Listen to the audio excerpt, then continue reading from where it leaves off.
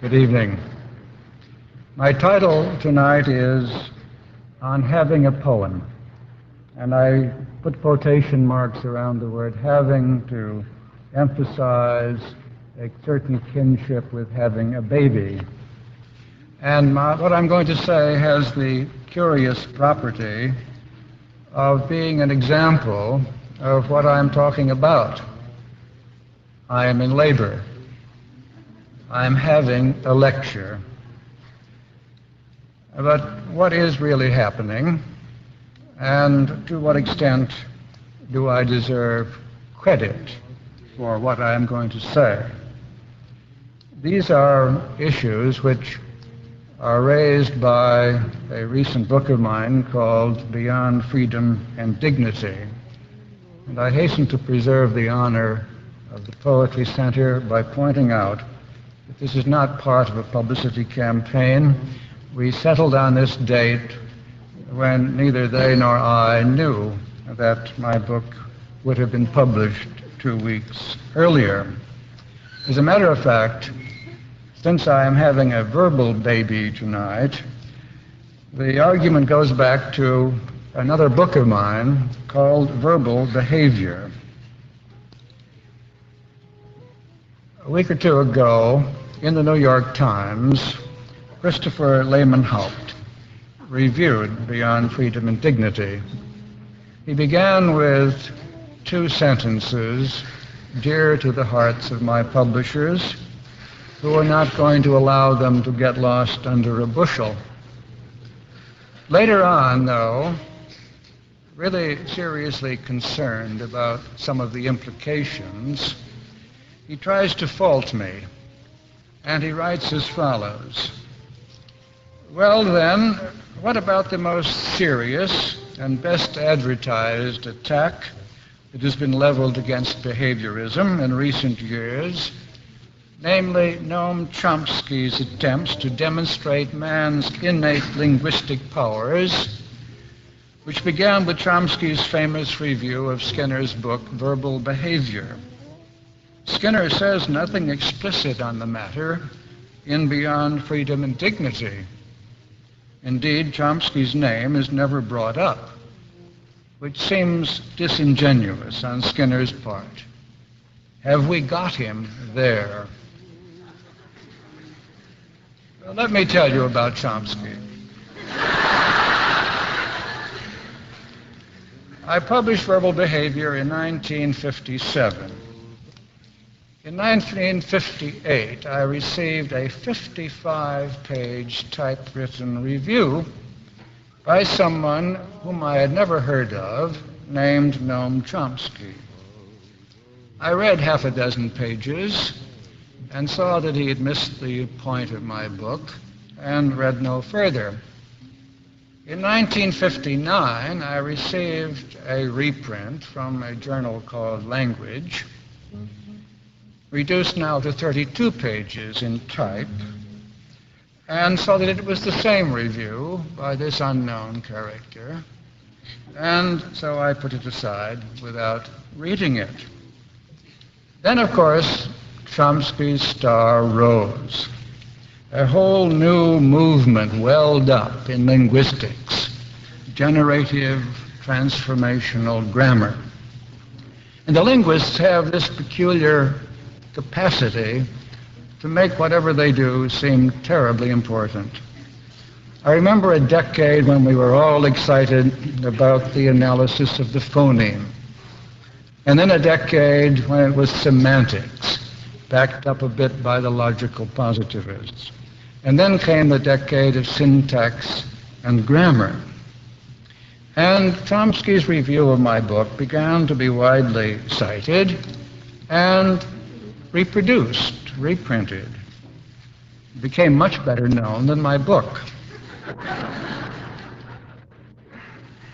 And then word got around, why was I not answering it? Well, by that time, I had no inclination to do so at all. In the first place, if I were to answer it, I should have had to read it. And I had no intention of doing that. Moreover, I should have had to read up on generative grammar, which I I found very boring, and I should have had to go into the broader issues. Chomsky is the intellectual child of Roman Jakobson, and Claude Lévi-Strauss is another in another field, anthropology. And they represent a movement called structuralism, which is quite clearly not my cup of tea. It is an effort to explain behavior in terms of the form or topography or structure of the behavior without appealing to any prior causes. And this seems to me a hopeless task. So I actually didn't answer Chomsky. Unfortunately, I don't need to now because a psychologist, Kenneth McCorquodale, has done a beautiful job taking Chomsky's review apart page by page. This has been published in the Journal of the Experimental Analysis of Behavior. But the whole thing got out of hand. It went way beyond linguistics. It began to be said that I was the modern representative of John Locke back in the 17th century, the British empiricist who felt that the mind began as a clean slate, tabula rasa, and that all knowledge came from experience. While Chomsky was the modern intellectual descendant of René Descartes, the rationalist who believed that you had to think even before you were aware that you existed.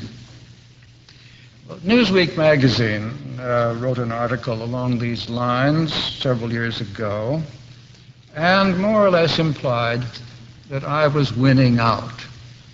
This enraged the Chomskyites, and a flood of letters came in, of which Newsweek thought it wise to publish 4.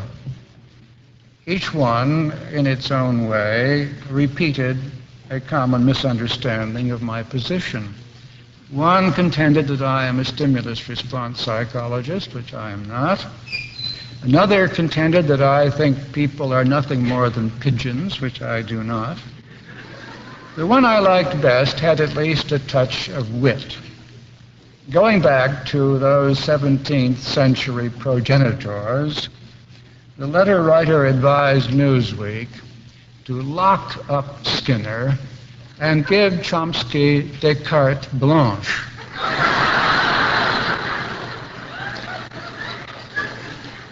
But even that is curiously malapropos. Chomsky doesn't want a carte blanche. That's too much like a tabula rasa. He wants the table d'hôte, arranged by some unseen hand in the kitchen. Now, ironically, Chomsky was later asked to give the John Locke lectures at Oxford. Well, I was at the University of Cambridge at the time, and the philosophers at Oxford had me come over before Chomsky arrived to sort of prepare the way. And then the BBC thought it would be fun to have us debate this issue on television. I don't know what reason Chomsky gave for refusing. I imposed some qualifications. Chomsky talks a great deal. If anyone wants to disprove Alfred Adler's thesis that a man goes into a field in which he has some natural shortcoming, I suggest he cite Noam Chomsky. I said that I would debate, provided the master of ceremonies could guarantee equal time. And I suggested that we use chess clocks. My clock would be running when I was talking. Chomsky's clock would be running while Chomsky was talking. And in this way, I plan to have the last 15 or 20 minutes to myself. Now, my book was also distressing to another friend of mine. I value Noam Chomsky as a friend. A person I have known for a great many years, I.A. Richards. We've known each other for almost 40 years. We respect each other. We disagree. I could never see why he thought Coleridge was a profound thinker, and he could never see why I spent my time studying the behavior of pigeons. And he took it very seriously. There was a very deep concern on his part for my behavioristic position. He once asked me to come and talk to his freshman class in general education at Harvard. I arrived, and the class quieted down. Mr. Richards read an announcement or two, and then turning toward me, he said, "I now present the devil." And I hadn't yet written verbal behavior, which was right in his bailiwick. And when the book came out, he was very much disturbed. And after the Chomsky Review had appeared, he entered into a kind of colloquy with me. He sent me a poem. He quotes first from my book, and then from Chomsky's review, and then comments on the extraordinary fact that both Chomsky and I are absolutely sure we are right. His poem begins like this: "Confidence with confidence oppose, knowledge ducks under, in between two no's, so firmly uttered. Look again, you'll see uncertainty beside uncertainty."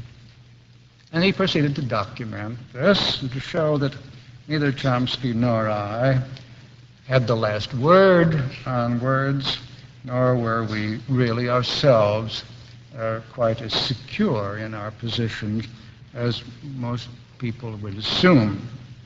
I didn't reply to this, but in a month or two, I received another poem from Mr. Richards. Here he was getting down to the point of my behavioristic position.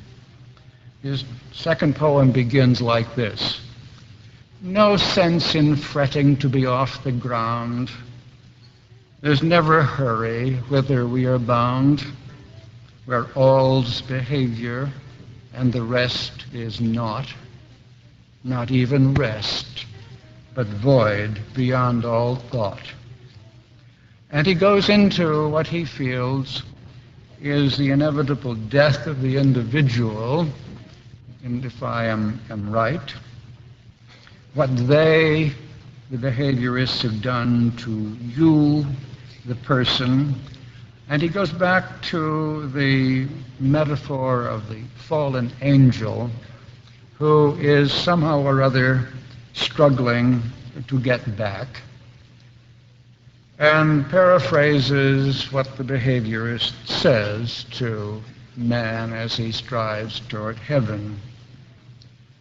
"The angels are a sketch," he writes, "the sketch they made long since to comfort the poor wretch cast out of paradise he knew not why, to start his long climb back into the sky." And then the psychologist tears off the wings of this fallen angel, crying to set us free, "These gleaming sails are but the flattering means, theologic gear, Pythagorean beans, whereby grubs flit and feed and lay their eggs by metaphor beyond the reach of legs.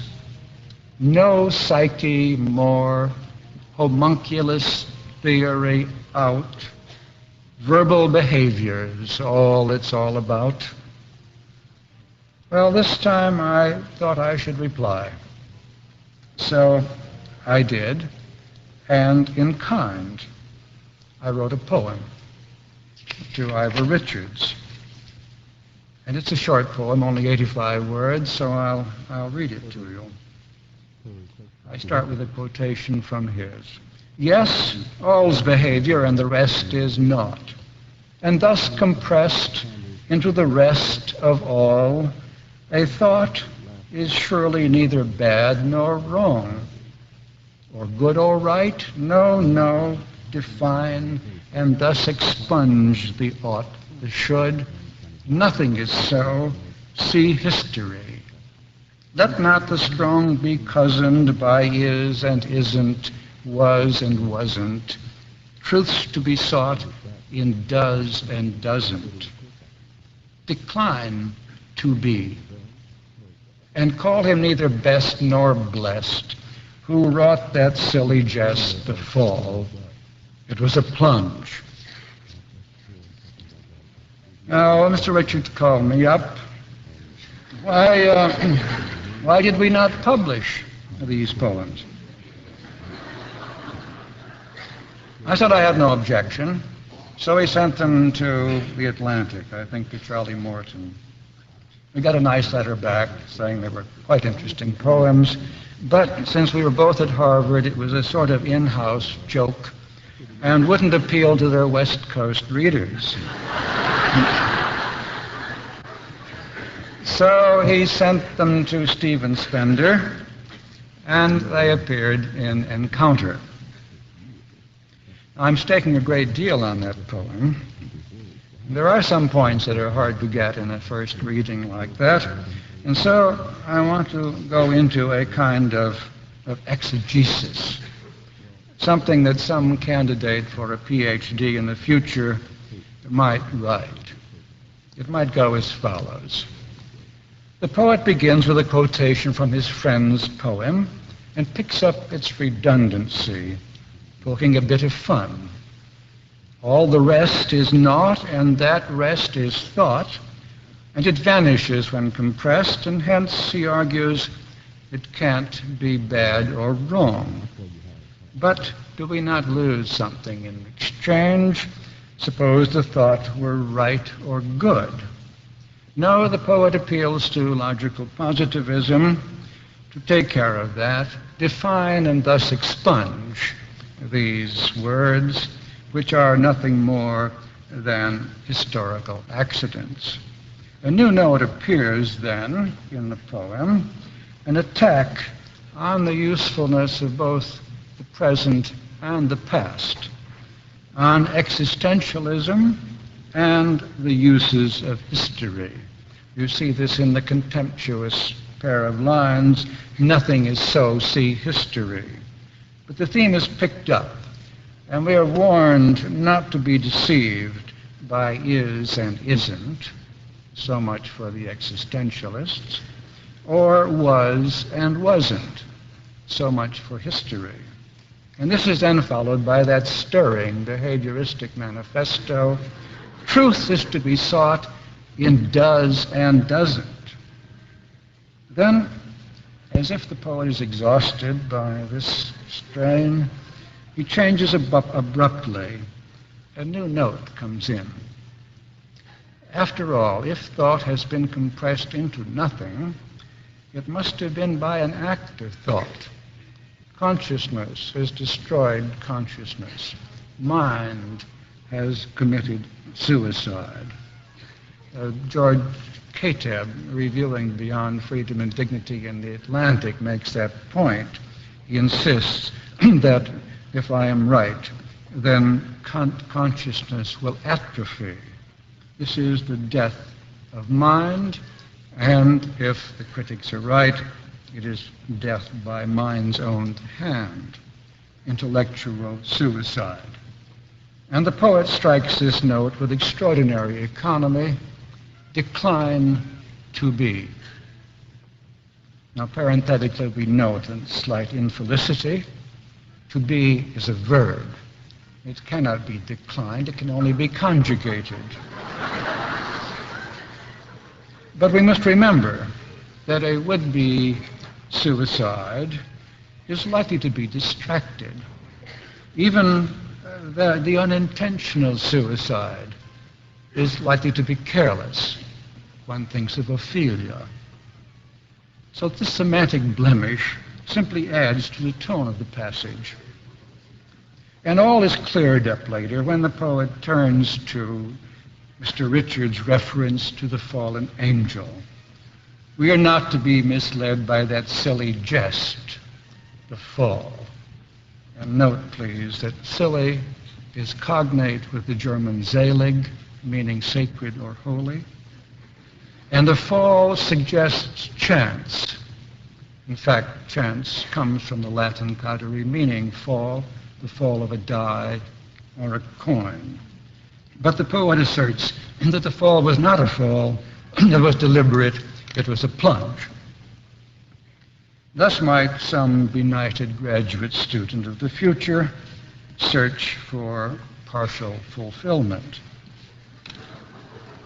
Now, I've provided this annotation because I want that poem to count heavily in my favor, and I'm going to read it again. It's only 85 words, and won't take a minute. And I'm hoping that you will see, as you hear it the second time, the advantages of scholarship. Yes, all's behavior and the rest is not, and thus compressed into the rest of all, a thought is surely neither bad nor wrong, or right or good. No, define, and thus expunge the ought, the should. Nothing is so, see history. Let not the strong be cozened by is and isn't, was and wasn't, truths to be sought in does and doesn't. Decline to be, and call him neither best nor blessed who wrought that silly jest. The fall, it was a plunge. Don't you think it was better with a little annotation? Anyway, I want it to stand because this is my only credential for talking about poetry. It's the only poem I have published since college days. Now, I could have fallen back on that stock reply of the drama critic when the playwright who has been criticized points out that the critic himself has never written a play. And the critic says, neither have I laid an egg, but I am a better judge of an omelet than any hen.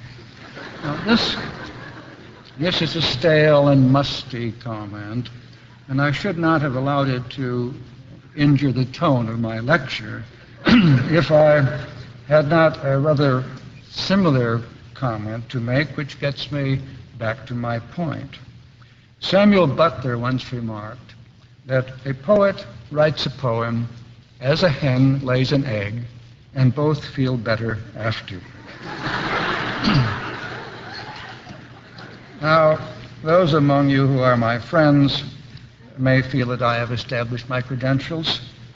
The rest of you could perhaps borrow still another musty bit of jargon from the theater and say that I have indeed laid an egg. But you should be careful, because that is just my point. You are unwittingly advancing my argument. Samuel Butler also said something. In fact, he made a philosophy out of it, a saying which was fairly common during the early post-Darwinian days. It is to this effect: a hen is only an egg's way of making another egg. Now, it's not a question of priority, which came first, but which acted. Did the hen act to lay the egg, or did the egg act to produce the hen? And that is the issue that I am talking about. The same would be true of a poet. Does the poet actually create, originate, initiate a poem? It doesn't much matter for the hen and the egg, but it is terribly important for the poet. A number of years ago, I was participating in some kind of celebration at Columbia University. It was held at Arden House in Harriman, New York. Columbia was celebrating a centennial or a bicentennial or something. I don't know how old it is, actually. But a distinguished poet was present, and in off hours, I fell into conversation with him. I was just finishing my book on verbal behavior, and I couldn't resist giving him a brief sketch of the argument, which is that verbal behavior is not to be attributed to ideas, meanings, and other such things in the mind of the speaker, but rather to the speaker's prior history. And he stopped me at once. No, I can't accept that. That would leave no place for me as a poet. You would hear nothing more. Now, I had intended to keep this poet anonymous. It was a casual remark, which I'm sure he has now completely forgotten. But I am going to tell you who he was because he has returned to the fray. He was Archibald MacLeish. And last week, at the inauguration of Jerome Wiesner as president of Massachusetts Institute of Technology, he read a poem. He's a very good friend of Wiesner's, and this was a poem in his praise. And part of it reads as follows. Wiesner is, he says, a good man in a time when men are scarce, when the intelligent foregather, follow each other around in the fog like sheep, bleat in the rain, complain because Godot never comes, because all life is a tragic absurdity, Sisyphus sweating away at his rock, and the rock won't, because freedom and dignity, weep, they say, for freedom and dignity. You're not free. It's your grandfather's itch you're scratching. You have no dignity. You're not a man. You're a rat in a vat of rewards and punishments. You think you've chosen the rewards.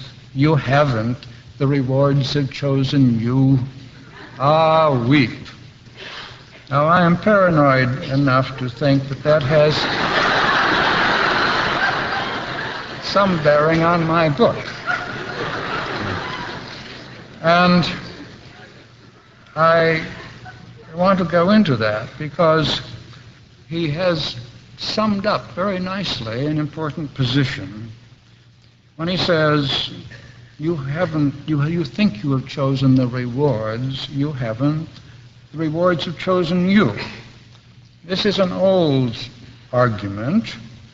Does man act upon his environment, perceiving it, deciding what to do about it, or does the environment act upon him, assuring that he will see parts of it and making sure that he will behave in given ways?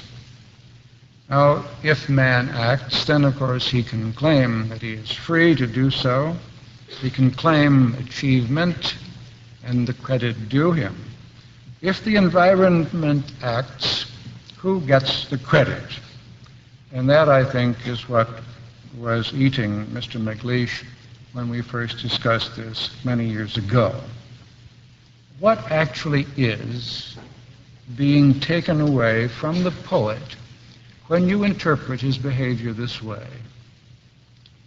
Now, it is useful, I think, to go back to a biological parallel. I want to move, however, from the oviparous hen to the viviparous human. We say a woman has a baby. That's a rather strange expression.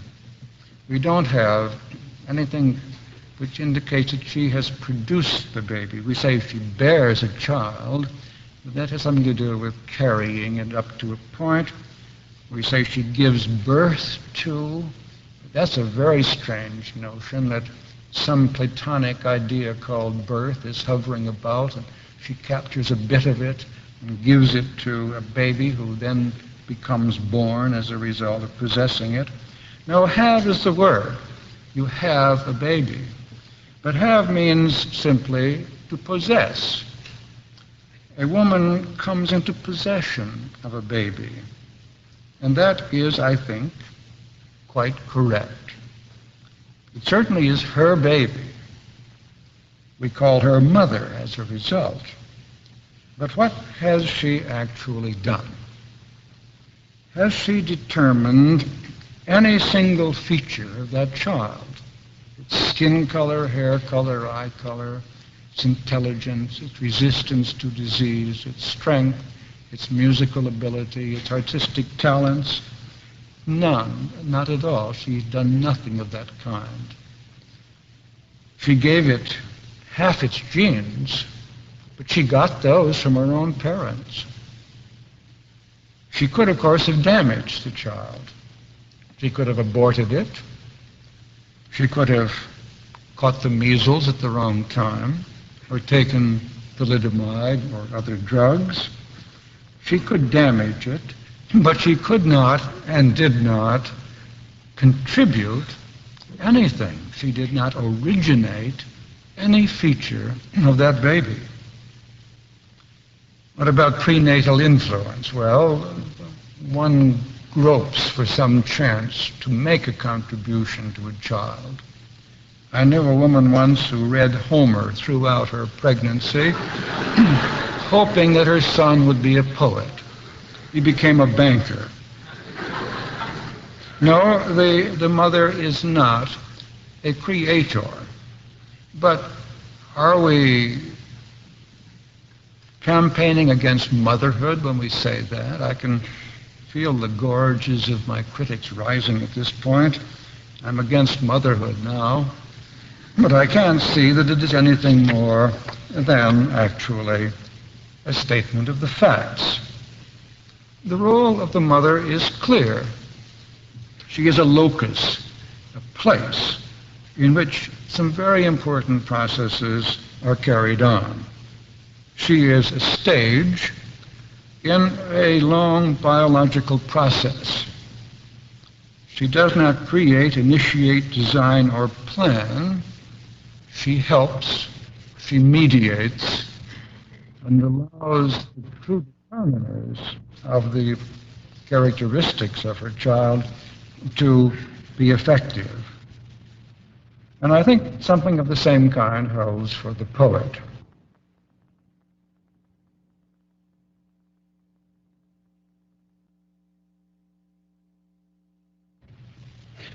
Now, the gestation of a poem is a rather different thing. The poet can get at the child before it is born. He can tinker with it. He can change it. He can try parts out and reject them if they aren't appropriate. He can put together bits and pieces to make a poem. We say that he composes a poem, which is simply the Latin for putting together, putting side by side. But where do the pieces come from?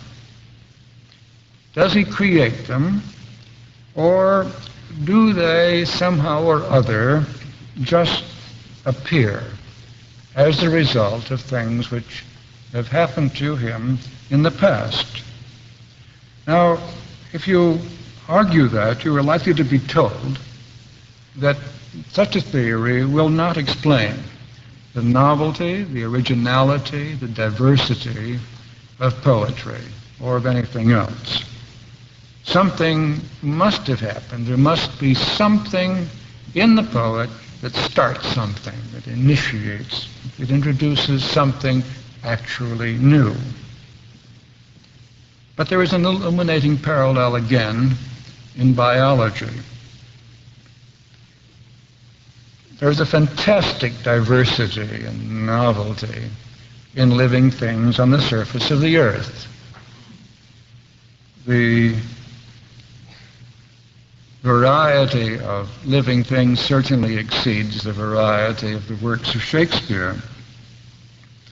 Clearly, then, it is the work of a creative mind. And strangely enough, mind being spelled with a capital M, it is a Chomsky sort of mind, because, as you remember, anarche, enhologos, in the beginning was the Word. It was the Word that began before things could happen. Let there be, that is the Word which produced the universe. And how else, to paraphrase Chomsky, could we possibly explain the potentially infinite variety of living things, Chomsky often points to the potentially infinite number of sentences a person may speak, as if that somehow or other proved the need for inborn rules of grammar. Now, Darwin, of course, changed all that, and the key word in Darwin's title is origin. He is talking about origination, the beginning of new things. And he proposed a theory of novelty, which did not presuppose a plan or a prior design. Random changes, mutation simply means change, plus an ordered selection is responsible for the diversity we see on the surface of the earth. An interesting thing about Darwin is how late he appeared in the history of human thought. Why did it wait until 1859 for the theory of evolution to be stated and subsequently demonstrated? I think it was because the process of selection is not a conspicuous process. The push-pull kind of causality of physics and chemistry attracts our attention, and we deal with it comfortably. But selection, the effect of the consequences of something, is much more difficult to make out. And this is, I think, why we have been so slow to understand the true nature of human behavior. Because behavior is also a shaping by consequences. The old push-pull kind of thing would not do. It is true that the first behavioristic theories of behavior did fall back upon the push-pull model, the reflex, the conditioned reflex. It would appear that people simply behave in given ways when the right buttons are pushed. That was actually Descartes' view, showing you how inaccurate it is to trace Chomsky to Descartes. Descartes knew about some fountains and some automata in some of the royal gardens of France. The automata moved about by hydraulic valves, so that if you stepped on a tile as you walked along a path, a lovely figure might approach you. But if you went after her, an ugly trident, an ugly figure would appear threatening you with his trident. Descartes knew about this, and he wondered, because these things seemed so lifelike, whether it was not true that human behavior might be triggered in that way. And for 100 years or so, people talked about the reflex analysis of behavior, overlooking the importance of consequences. But now we see that consequences are important, that there is a kind of analogy with evolution, that behavior arises for accidental reasons, true mutations, and is selected by its success in the environment, its adaptation to the environment. And I don't think that poets would in general disagree with this. I don't believe a poet has ever been clearly aware of where that little bit came from that seems to fit or not to fit into his poem. He's seen new things appear in his behavior. He calls them ideas, perhaps. I would call them simply phrases. And he accepts or rejects them. But does he originate them? I think he is aware that he does not, and that is why theories of inspiration have been so common. The poet used to call upon a muse to enter and take over the process of creation, or a divine afflatus, an alter ego. And this continued right up through the Romantic period in the late 18th, early 19th century.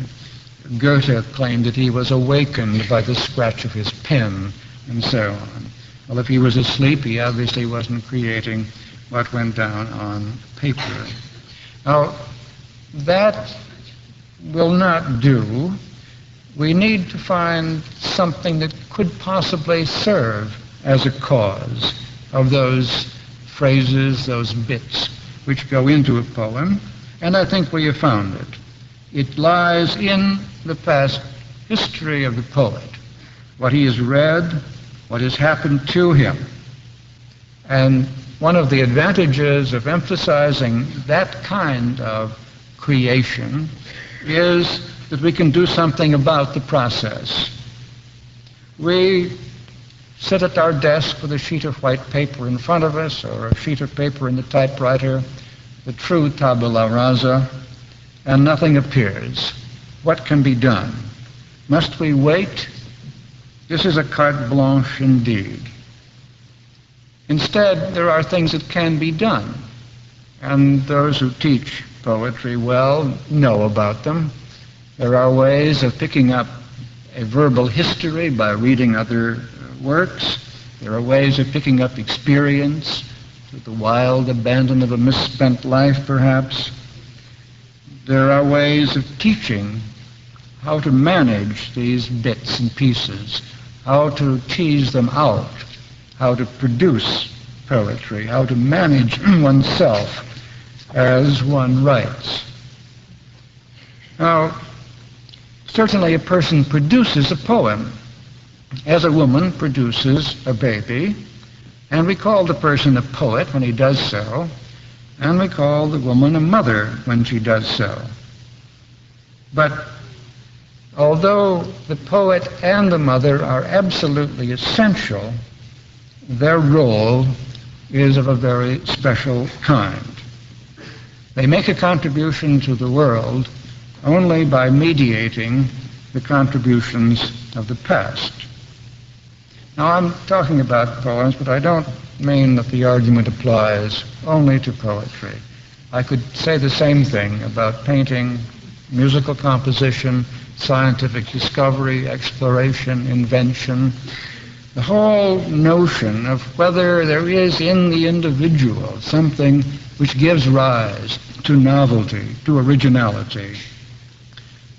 Is this a demeaning view to say that that is not true, that a person is only a way in which the past makes a future, that he picks up what has happened to him and changes and acts accordingly? Are we destroying somehow or other man qua man when we explain human behavior in terms of past history? Are we, for that matter, destroying hen qua hen when we say that a hen is only a way in which an egg produces another egg? Are we destroying the essential humanity of man, or the essential gallity of Gallus Gallus, the domestic fowl? And in what sense?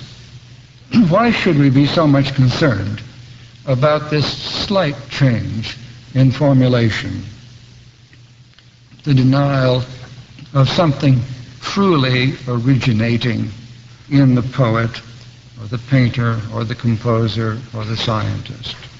Well, I think we have an answer to that. We are worried about the autonomy of man. Man is somehow or other self-determined. And autonomous simply means uncaused, and uncaused simply means miraculous, and miraculous simply means godlike. We want some credit for creation. We are going through a second revolution in the dispossession of a creative mind. Evolutionary theory took one step, and the scientific analysis of man must, I submit, take another.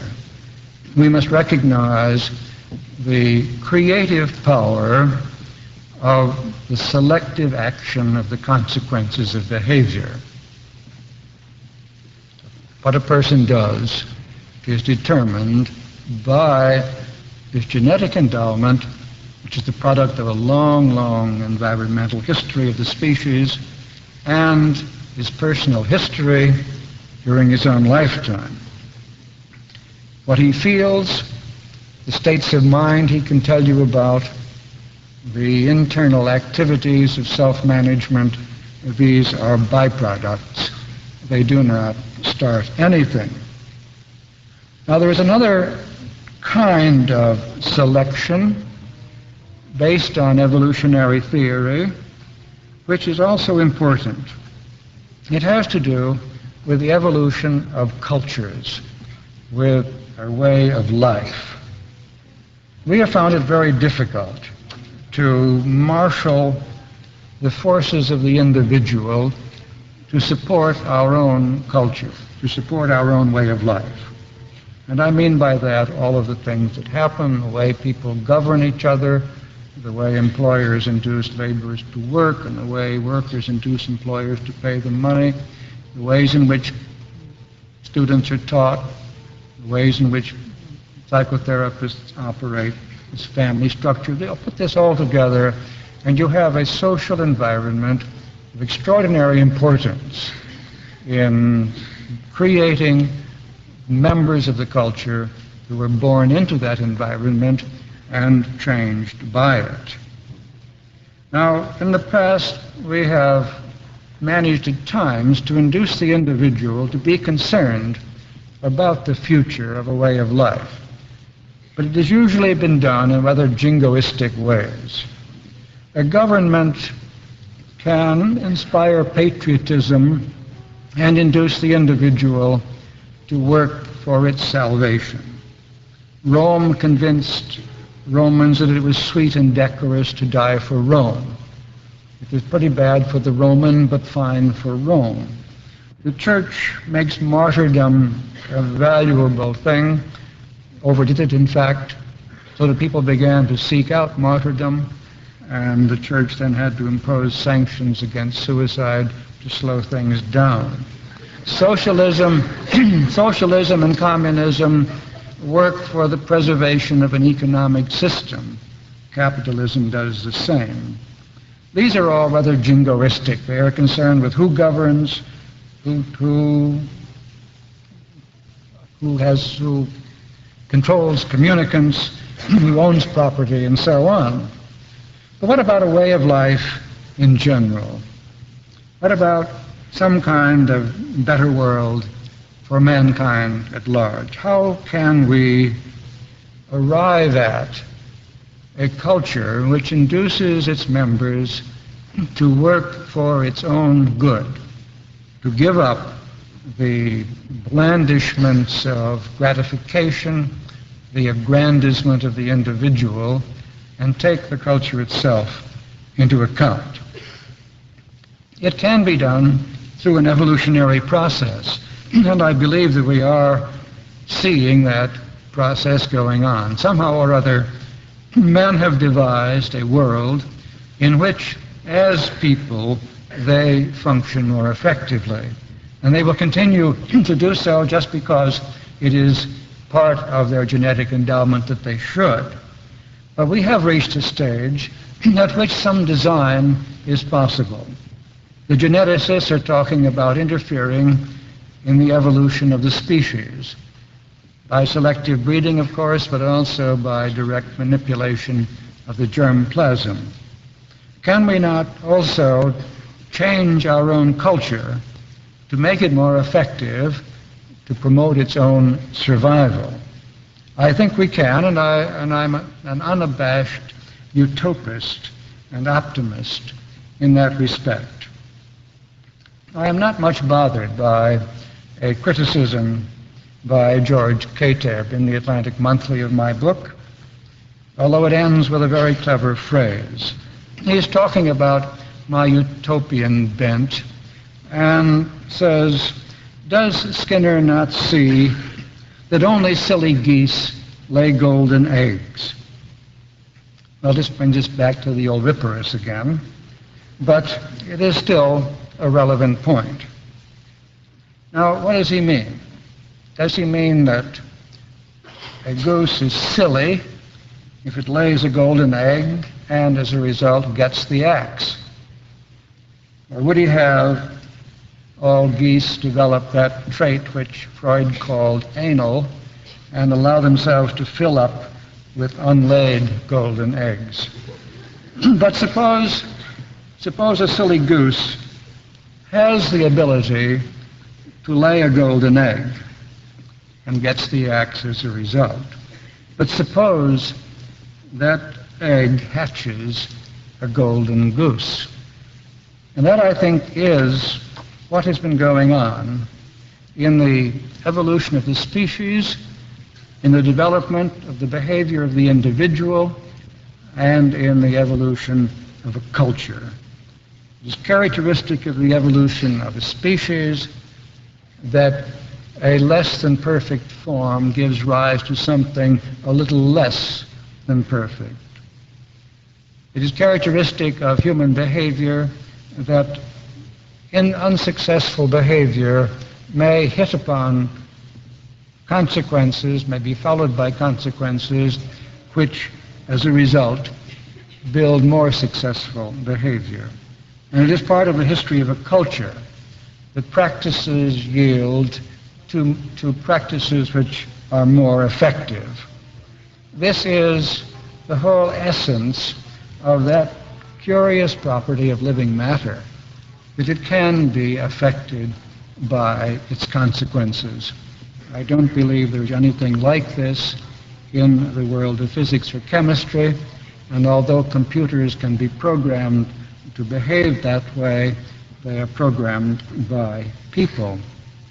And I don't apologize, and I don't blush to say that I believe that we are in the process of replacing less effective cultures with more effective, and that we are not being silly in doing so. To lay a golden egg would be, seems to me, the triumph of a silly goose. And although it's rough on the goose, it's great for the species.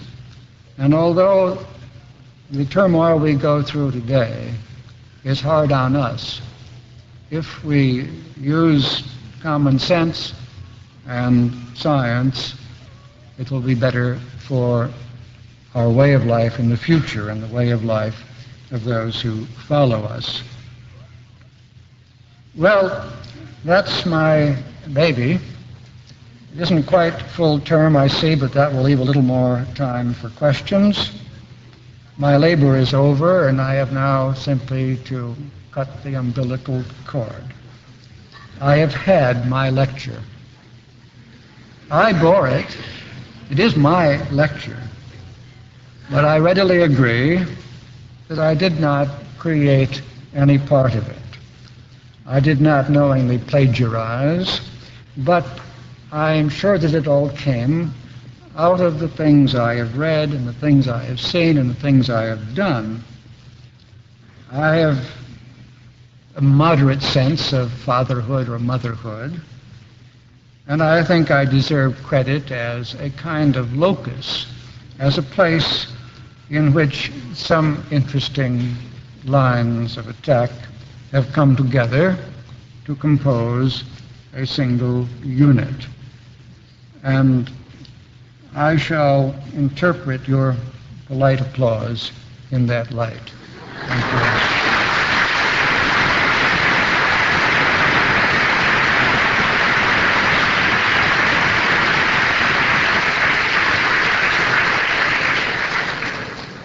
Dr. Skinner? Yes. You made a comment earlier, if I can remember it, towards the end rather, that we're in the process of replacing less effective cultures with more effective cultures. Do you have any comment on the relationship between the word effective and power and strength?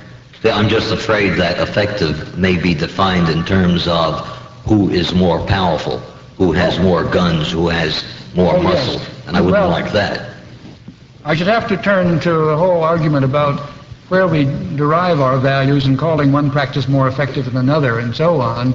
I think this, again, is entirely an evolutionary line to be taken, that some cultures will hit upon practices which promote their future and make them stronger in the face of catastrophes, competition, and so on. Other cultures will not do that. As far as I know, survival is the only value according to which we are to be judged. I'm not sure that answers your question, but... Dr. Skinner? Oh, here. I've been wanting to ask you this for about 3 years now. Yes, I take it that you're familiar with Bandura and Walters and their modeling theories. And I've been wondering for some time how you would account for modeling in the sense that certain behaviors appear to be modeled where they're not resulting from a series of discrete operants being chained together. And how do you account for the fact that these whole things just seem to come together without any apparent reinforcement? Oh yes, I don't think for a moment that all behavior is shaped from scratch. I think instructionally we set up repertoires which we can use to get out the behavior which we then reinforce, and modeling is one of those. In my book, Verbal Behavior, I go into echoic behavior and its instructional uses, and in my book, The Technology of Teaching, I go into ways of short-circuiting the shaping process. Certainly you don't teach a child to talk by starting with every new word and shaping his behavior. He acquires ways of imitating, as Bandura would put it, what you say, and then you can reinforce and get the behavior in effect before you get it emitted before you reinforce it. Yeah, but just to press the point once more, why would the organism emit that behavior if it hadn't received the reinforcement in the past to emit that operant? Well, we do reinforce people for imitating us all the time, and in general we are naturally reinforced for imitation in the sense that when someone is doing something, there is presumably a reason for doing it, and that would apply to us as well. If we see somebody looking up, we look up, and we often see something worth looking at. He's looking up for a reason, and that reason applies to us. So we tend to do what other people do, much too much, I would say, in general. So you're accounting for this we're taught to do it, too, with an instructional device. So you're accounting for this more in terms of a generalization kind of phenomena? Well, yes. The whole repertoire of imitation depends a great deal upon how it's acquired. A good mimic is a very good imitator. Many people simply cannot mimic at all. They've not acquired the repertoire. A good mimic can very quickly acquire new forms of behavior. Professor Skinner, how do you know unless you can predict behavior, as you say you can't yet, unless you can predict who will become a good poet, for example, how do you know everything is historically determined? Every poem is a basis of what was happened to you in the past. Oh, well, don't think we're anywhere near the stage where we can predict everything anyone's going to do or anything of the sort. This is human behavior, particularly the kinds of behavior I've been talking about tonight, are perhaps the most complex phenomena ever approached for scientific study. And we are very far from having the kind of science needed to give any kind of account. But I'm not discouraged, because I think we can already do enough to make a substantial difference. But it would seem that unless you're able to go farther, what you're saying is in the nature of dogma to a certain extent, rather than science. No, it's just, I don't think I would call it dogma. It is an hypothesis, if you like, which is to be tested. But what I've not been able to tell you tonight, what I did not get into my book because it wasn't that kind of book, is the very extensive experimental work in the laboratory which demonstrates the ways in which an environment actually modifies behavior. In an operant laboratory, a laboratory for the study of operant behavior, extremely complex environments are arranged, and I mean by that relationships among stimuli, the situation, the behavior, and its consequences. There's a three-part interrelationship, and this is interrelated with very elaborate equipment, sometimes with computers. I always like to throw that in to impress people. But when you have done this, you begin to get a sense of the power of the environment, and under those limited conditions, it is highly predictable. I think the research that is done in the hundreds of laboratories of that kind around the world is as reproducible from laboratory to laboratory as anything in the field of human behavior or of behavior at all. I think I lost you when you started saying, but is it the meaning? Is it the meaning? And I don't know whether you answered your question or not, but I'd like to hear your answer. If Skinner says that all of our conscious acts do not really deserve the label conscious, that they are defined from past experience in our life and before our life, I think we might find that a demeaning concept. I'm not arguing the validity of the truth of the concept. That might be one scientific truth, that might be better for subject. Well, I don't like to keep mentioning my recent book, but I have a chapter called Dignity, in which I go into our notion of personal worth. I use it more in the French sense than the English sense. The worth of a man as inferred from his behavior.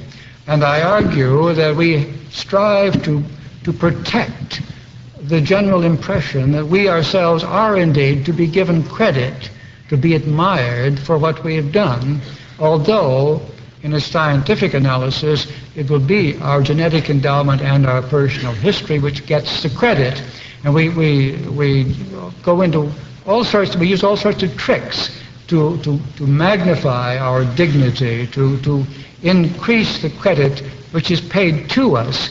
Now, unfortunately, any scientific advance which reveals relationships between behavior and an early environment takes away a little bit of what that inner man has been claiming. And if the thing is complete, then the inner man is despoiled.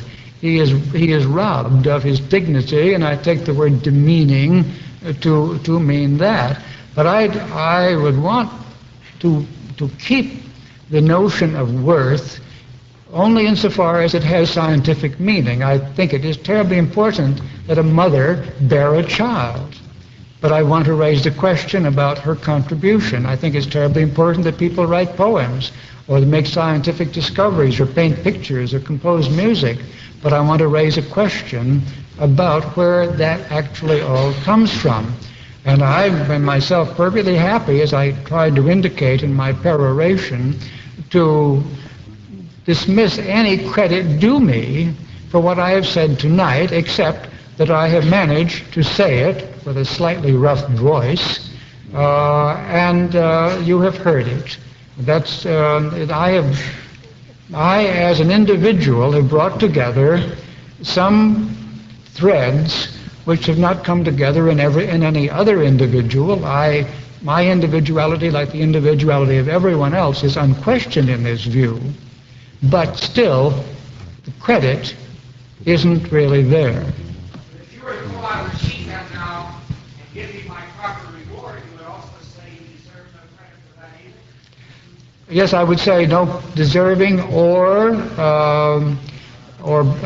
deserving of blame as well as of credit. That would apply too. I think the notion of responsibility has two senses there. You are responsible in the sense you may be justly punished. That's the legal definition. You are responsible in the sense that you created a work of art, say. But I think both of those have to be modified. I think there is no true responsibility. Now, that doesn't mean that I'm all for immediately abolishing punitive measures, nor am I for stopping praising people when they produce beautiful works of art.